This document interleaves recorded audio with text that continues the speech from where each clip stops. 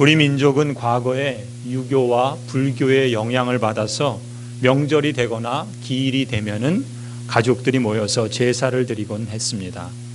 그래서 예수님을 믿고 또 교회를 다니는 성도들 중에도 조상이나 또 돌아가신 부모에게 제사를 하면 안 되는가 묻는 경우들이 종종 있습니다. 한국 교회에서는 제사는 하지 말고 추도식으로 가족 예배나 추도식을 권하고 있죠. 그런데 놀라운 것은 조사에 의하면 교인들 중에 제사하는 가정이 대략 80% 정도 된다 그럽니다. 또 추도 예식을 하는 가정이 11% 정도 된다 그래요. 한국 교회 여러 교단들 중에서 감리교회와 또 기독교 장로회 측에서는 이 죽은 부모를 귀신이나 혼령으로 보지 않고 제사를 단순히 효를 실천하는 전통적인 문화로 이해를 합니다. 또 장로교 통합 측에서는 이 제사가 갖는 미신적인 요소를 빼고 추모 예배로 할 것을 권하고 있습니다. 또 좀 더 보수적인 합동 교단이나 고신측 교단은 이 제사 자체를 우상 숭배로 보지요. 그래서 효 실천은 부모님이 살아계실 때 힘을 다해서 공경할 것을 권합니다. 또 로마 가톨릭 천주교회에서는 1715년에 이미 조상 제사하는 것을 금했었죠. 그런데 최근에 1939년에 와서는 일부 미신적인 요소를 뺀 제사를 민간 예법으로 허락했다고 합니다. 그런 점에서 이 제사와 예배, 우리가 이 부분을 조금 더 살펴보려고 합니다. 이 제사나 예배에는 종교적인 의미가 담겨 있습니다.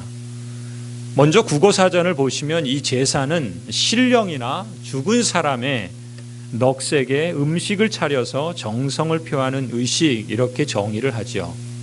이 넋이라고 하는 것은 비물질적인 그러한 요소죠. 보통 혼령이라고 이해를 합니다. 우리 기독교에서는 영혼에 해당하는 것이라 볼 수 있겠죠. 이 유교의 제사 사상에 의하면 이 제사는 제사를 드리는 사람이 신령이나 또 죽은 조상의 넋을 통해서 천신에게 가는 통로다라고 그렇게 가르칩니다. 그래서 죽은 조상이나 훌륭하게 죽은 인물에게 제사나 굿을 통해서 섬기면 그들이 자기 후손이나 또 땅에 살아가는 그 사람들에게 그들을 어여삐 보아서 그들에게 천신 앞에 가가지고 화를 거두고 복을 내려줄 것을 부탁할 수 있었다라고 합니다. 그렇기 때문에 부모가 살아있을 때보다 오히려 죽었을 때 극진한 음식으로 지극히 섬길 것을 유교에서는 가르치는 것이죠. 유교의 제사 사상이 그렇다면 또 예배라는 단어도 마찬가지입니다. 예배라는 단어도 그것은 우리 교회에서만 사용하지 않고 또 일반 종교에서도 사용을 하지요.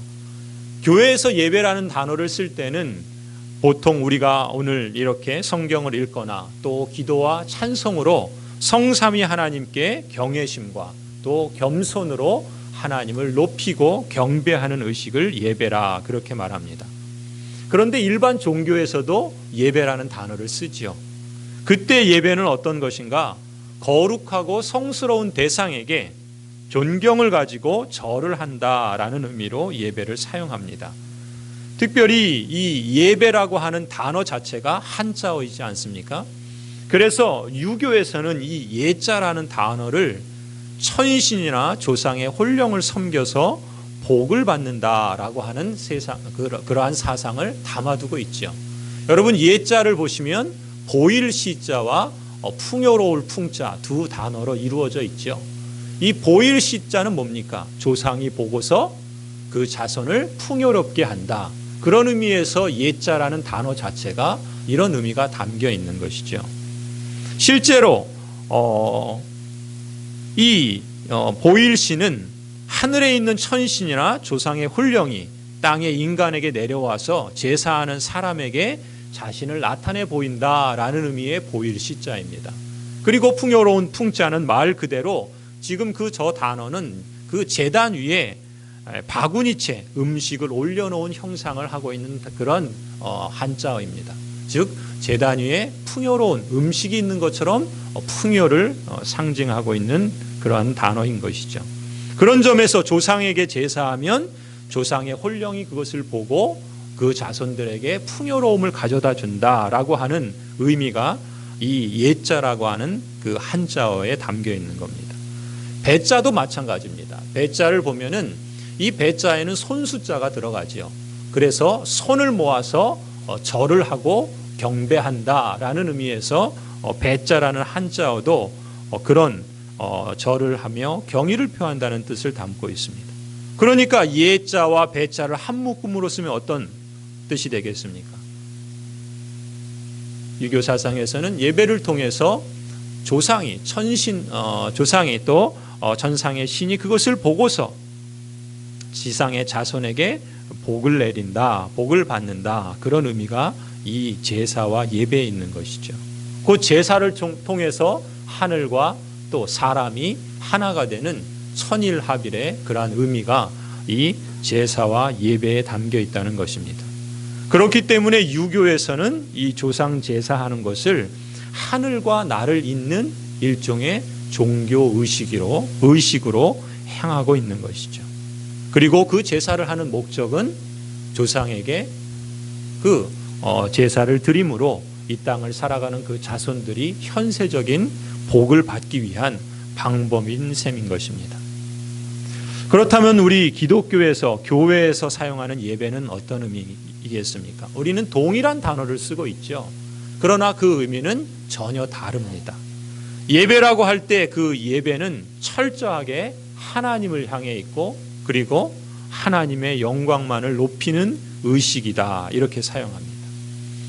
여러분이 아시는 것처럼 예수님께서 공생의 사역을 3년 정도 하시는데 그 사역을 시작하실 때 제일 먼저 예수님이 겪으신 일은 광야에서 사단의 시험을 받는 일이었습니다.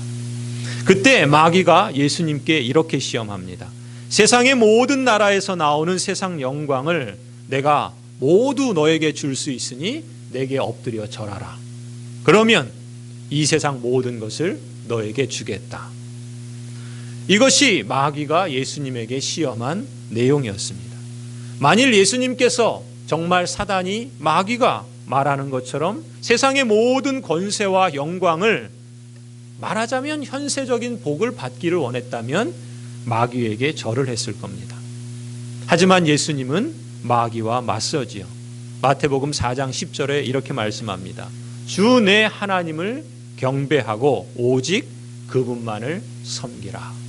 이것이 기독교 예배가 비록 같은 단어를 쓰고 있지만 전혀 다른 의미로 사용하고 있다는 것입니다. 그런 점에서 우리가 조상이나 돌아가신 부모에게 제사를 하거나 예배를 드린다는 것이 예수님 보시기에 기뻐하실 일일까라고 하는 점은 우리 그리스도인들이 한번 생각해 볼 만한 그러한 중요한 이슈라고 말할 수 있겠죠. 이와 관련해서 여러분에게 사람이 죽었을 때 어떤 일이 일어나는지에 대해서 말씀을 드리고자 합니다. 성경은 사람이 죽었을 때 이렇게 가르칩니다. 사람의 육체는 죽은 후에 흙으로 돌아가지요. 그리고 사람의 영혼은 불멸합니다. 영혼은 결코 죽거나 사라지지 않고 영혼을 주신 하나님께로 즉시 돌아갑니다. 웨스트민스터 신앙 고백서에서는 이렇게 성경의 가르침을 요약해서 우리에게 말씀하고 있죠. 그래서 죽은 사람의 영혼은 이미 땅을 떠나서 다시는 땅에 내려올 수 없습니다. 이런 맥락에서 보면 마치 죽은 조상의 영혼이 이곳에 있다는 듯이 그쪽을 향해서 절을 한다거나 또 돌아가신 부모의 영혼이 지금 추모식하는 자리에 있다고 생각하는 것은 사실 성경의 가르침은 아니지요. 이런 성경적인 이해를 우리가 갖는다면 제사 음식을 차려놓고 추모 예배를 하거나 조상을 부르는 지방을 써서 붙여놓거나 향을 피우거나 하는 이러한 일들은 기독교 신앙에서는 합당하지 않은 것으로 가르치고 있습니다.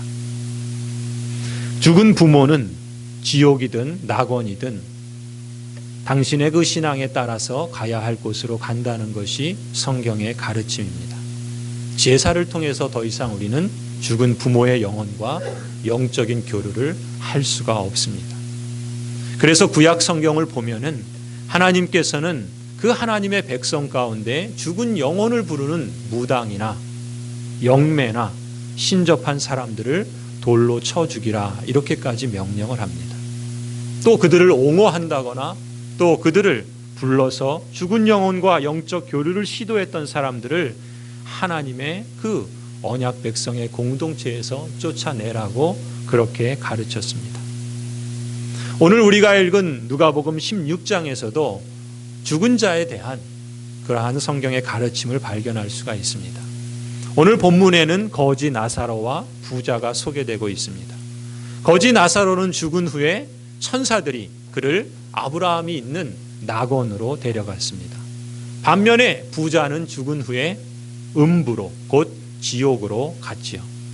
그런데 이 이야기를 보시면 흥미로운 대화가 나옵니다. 바로 지옥에 간 부자와 그리고 낙원에 있는 그 부자의 조상 아브라함과의 대화입니다.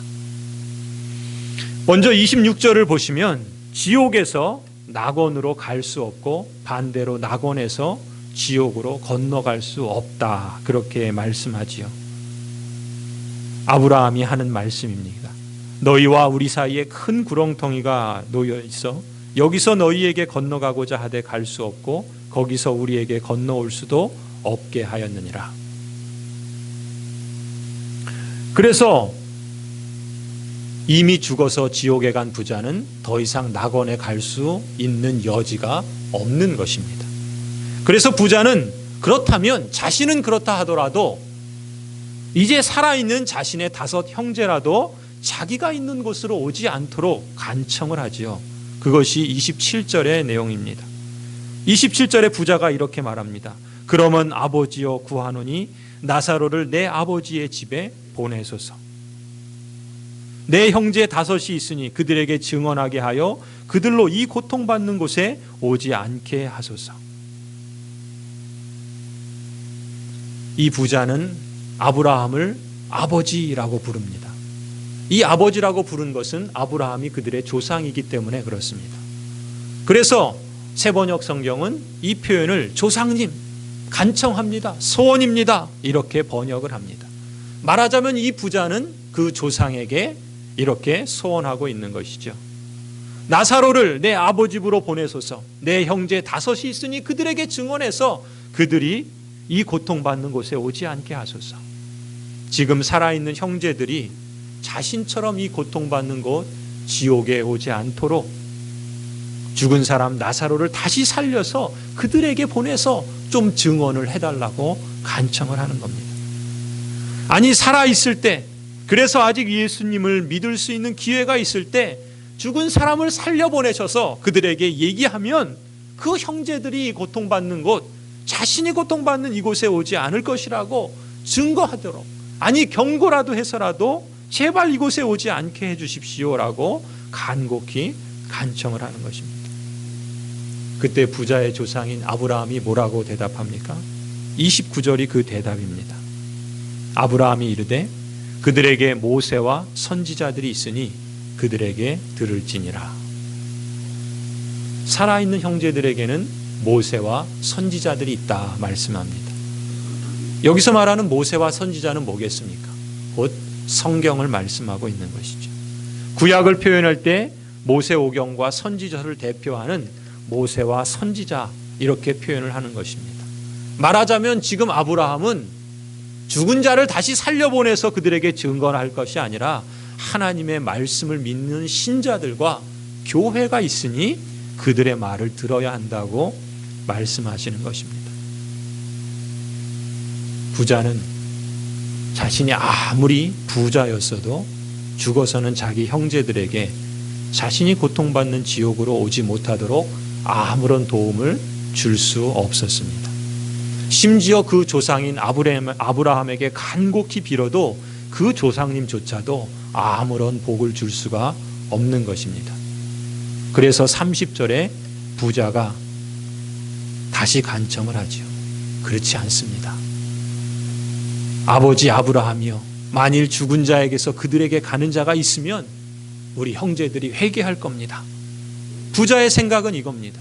죽은 사람 가운데 누가 살아나서 그들에게 가야만 그들이 회개를 할 것이라고 그렇게 간청을 하는 것입니다. 그때 아브라함이 다시 대답하죠. 31절에 이렇게 말씀합니다. 모세와 선지자들에게 듣지 아니하면 비록 죽은 자 가운데서 살아나는 자가 있을지라도 권함을 받지 아니하리라. 하나님의 말씀을 귀담아 듣지 않는다면 죽은 사람이 다시 살아나는 그런 기적을 보아도 소용이 없을 거라고 말씀합니다. 성도 여러분, 사람들은 조상들에게 제사를 하면 그 혼령이 내려와서 제사를 받고 자손들에게 복을 내려줄 것이라고 기대합니다. 아니 혹 그 조상들에게 제사하지 않으면 그 조상들이 노하여서 그 자손들에게 화를 줄 거다, 이런 두려움도 갖고 있습니다. 그러나 오늘 예수님의 말씀처럼 사실 이미 천국이나 지옥에 간 조상이 이 땅에 내려올 수는 없는 겁니다. 게다가 제사를 받는 조상님들이 복을 준다는 것도 불가능한 일이지만 심지어 부자처럼 고통받는 곳에 오지 못하도록 막아줄 수도 없는 것입니다. 물론 제사하지 않는다고 자손에게 해를 줄 수는 더더욱 없는 것이죠. 그런 점에서 우리가 주목해야 할 사실이 있습니다. 오늘 예수님의 말씀을 따르면 그 부자의 5 형제들을 회개하고 자신이 있는 그 고통스러운 지옥으로 오지 않도록 그 역할을 할 수 있는 사람들이 있다는 것이죠. 바로 하나님의 말씀이요, 그 말씀을 맡은 그리스도인들이요, 그리고 교회라는 것입니다. 사실 여러분의 형제들이 지옥에 간 부자처럼 고통받는 곳에 이르지 않도록 증언할 수 있는 존재는 바로 여러분들입니다. 여러분들이 그 귀한 부르심을 받고 있는 것이죠. 모세와 선지자의 말씀을 이미 듣고 믿은 지금 이 땅을 살아가고 있는 여러분 자신이 바로 죽은 자가 살아나서 하는 그 일보다 더 능하고 귀한 일들을 여러분들이 하실 수 있다는 것입니다. 심지어 죽었다 살아나는 기적이 사람을 지옥에서 구원으로 인도하는 것이 아니라 이제 예수 그리스도의 십자가 그리고 그 부활을 믿는 여러분들이 형제들이 아직 살아있을 때 하나님의 말씀을 증거하고 혹 경고하고 혹 사랑과 인내로 참아내고 헌신하고 기다려주며 사랑을 베풀 때 형제들에게, 그 사랑하는 형제들에게 진정한 복을 하나님께서 허락하신다는 것, 그 부르심을 저와 여러분들에게 주시고 여러분들을 보낸다라는 것을 우리가 기억했으면 좋겠습니다. 조상들이 아니라 여러분들이 복의 통로가 되는 것입니다. 우리가 함께 가족을 만나고 가족과 함께 그 만남의 자리가 하나님의 그 복을 나누는 그러한 귀한 자리라는 것을 우리가 잊지 말았으면 좋겠습니다. 믿지 않는 가족들과 함께하는 것이 때로는 힘들고 어려울 때가 있지. 그래서 갈등하고 또 다툼이 있을 때가 있습니다. 그러나 오래 참음으로, 사랑으로, 인내로, 무엇보다도 형제들을 위하여 기도함으로 여러분들이 죽은 자가 하는 것보다 더한 그 놀라운 일들을 이루어 가시는 겁니다. 무엇보다도 생사화복을 주장하시는 분은 조상이 아니라 여러분이 믿고 여러분이 따르는 살아계신 하나님이십니다. 여러분 그 하나님을 믿으시기를 바랍니다. 끝으로 추도식과 관련해서 겉면의 말씀을 드리면서 이 설교를 마무리하려고 합니다. 그리스도인 신자라면 제사는 하지 말 것이고 또 그래서 추도식을 하라고 권유하지요. 보통 추도 예배라는 표현을 쓰는데 엄밀히 표현하면 추도식 또 추도 예식이라고 하는 게 더 적합하다고 볼 수 있습니다. 왜냐하면 예배는 하나님께만 드리는 것이기 때문에 그렇습니다. 그런 점에서 우리 그리스도인 신자들은 가족의 추도식을 할 때 그 자리에 죽은 조상이 있다고 생각해서는 안 되겠죠. 마치 조상이 있다는 듯이 그쪽을 향해서 절을 해서도 안 될 것입니다. 조상을 부르는 지방을 써서도 안 되고 상을 차리거나 향을 피우는 것도 마땅하지 않겠죠. 오직 하나님께만 예배해야 할 것입니다. 그리스도인 신자는 추도 예식을 할 때 죽은 조상의 혼령과 영적 교류를 할 수 있다고 생각해서는 안 될 겁니다. 죽은 사람의 영혼은 이미 이 땅을 떠났고 다시는 이 땅에 내려올 수가 없습니다. 예수 그리스도께서 재림하실 그때에는 그러나 그 영혼이 육신을 입고 부활할 것을 우리는 믿습니다. 우리가 믿는 신앙을 갖고 있기 때문에 우리는 그 사실을 바라보면서 믿음의 길을 걸어가는 것이겠죠. 또 그리스도인 신자는 추도식을 할 때 죽은 조상이 내 형편을 살펴서 생사화복을 줄 것이라고 생각해서는 안 됩니다. 생사화복을 주장하시는 분은 살아계신 하나님이십니다. 그 하나님을 믿으시기를 바랍니다. 부모를 추도하는 추도의식은 소천하신 부모를 생각하면서 가급적 생전에 부모의 선한 뜻을 우리가 기억하고 또 그 부모로 인해서 감사할 일들을 기억하며 가족들이 함께 나누는 그러한 시간을 갖는 것이 더 바람직하다 봅니다. 더더군다나 살아계신 어머니나 혹 아버지가 계신다면 그 살아계신 분을 위해서 또 가족들의, 형제들의, 또 자손들의 그 신앙과 삶을 하나님께서 강건하게 인도해 주시기를 위해서 함께 기도하는 시간을 갖는 것이 좋다고 봅니다. 그래서 가능하다면 가족 모임이 무엇보다 모든 형제 자손들이 고통받는 지옥이 아니라 생명이 있고 평강이 있고 부활이 있고 참된 소망이 충만한 그 하나님 나라에 이르도록 말로나 또 선행으로나 또 사랑으로나 또 인내로나 또 기도로서 저와 여러분들이 신실한 복음의 증인이 되기를 힘썼으면 좋겠습니다. 하나님의 은혜가 저와 여러분들에게 함께 하시기를 주님의 이름으로 간절히 축원합니다.